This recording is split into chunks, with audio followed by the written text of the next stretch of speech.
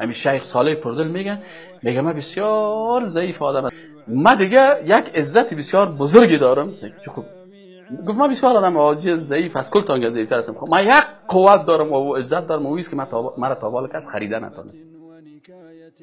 نه در مقابل چوکی مرا کس خریده تانسته، نه مرا در مقابل پیسه خریده تانسته و نه در مقابل شهوات. شیخ صالح پردل میگه که عزت مدنی است، من تا بالا خریده نشدیم، از مرا خریده نمیتونه.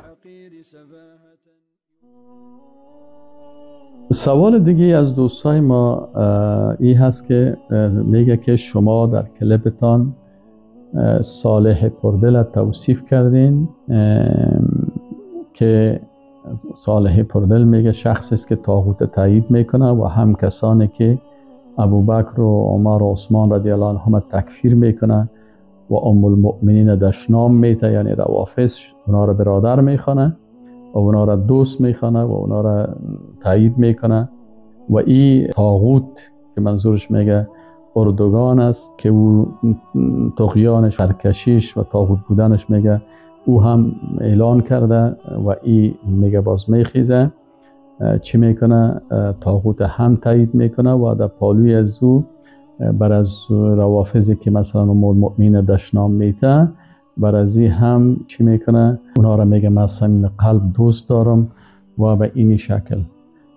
و شما در کلیپتان گفتین که این انسان خوب است و بسیاری جوانا را در فتنه انداختین.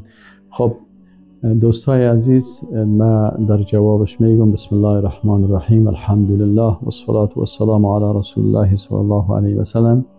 دوستای عزیز متوجه باشین که این کلیپی که ما صحبت کردیم الله مرا عفو بکنه، این تقریبا 10 سال 15 سال پیشتر بوده که وقت ریش ما تا بسیار سیاه بوده و او وقت من نظر نیک داشتم و این اشخاصی که مثلا توصیف هم کردیم وقتی بوده که مثلا 10-15 سال پیش که اهمی اشتباهات و اهمی چیزها را نداشتن و انسان که هست تا وقت عمر رضی الله تعالی عنه امرایش بیعت میکردن، برش میگفتن که ما بر تو بیعت میکنیم به کتاب الله و سنت رسول الله. حتی یک صحابی خیز گفت اگر مخالفت با قرآن و سنت بکنیم ما گردن تو را کت شمشیر میزنیم. اینا در اینجا انسان زنده که هست از پیش اشتباه میشم، من خودم اشتباه خود قبول میکنم، از پیش من اشتباه شده درباره این شخص، الله مرا عفو بکنه و در او وقت این مشکلات نداشت. حالی که این مشکلات پیدا کرده من به مون گپ چند سال پیش خود نیستم. حال اگر این روافض برادر میخوانه و از اونا دفاع میکنه و یا طواغیت از اونا دفاع میکنن، پس من اینجا بیزاری خود از او اعلان میکنم و به الله متعال توبه میکنم از او کلیپی که درباره از این شخص ما گفتیم.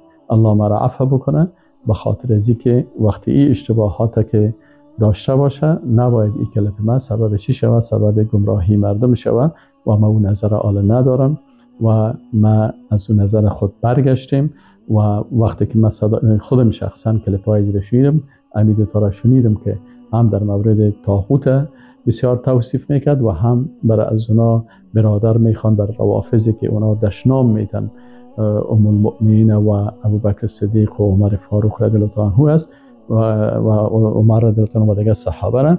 بنابراین ما از کل از اینا براءت خود اعلان میکنم و از الفاظی که قبلا گفتیم چون در سابق بود از او هم توبه میکنم و رجوع میکنم و مغفرت میخوایم از الله متعال به خاطر از اینکه وقتی ما چون کلیپ ثبت میکنم در کلیپ اشتباه داشته باشم باید رو علنا برای دوستا بگویم تا دوستا بفهمن.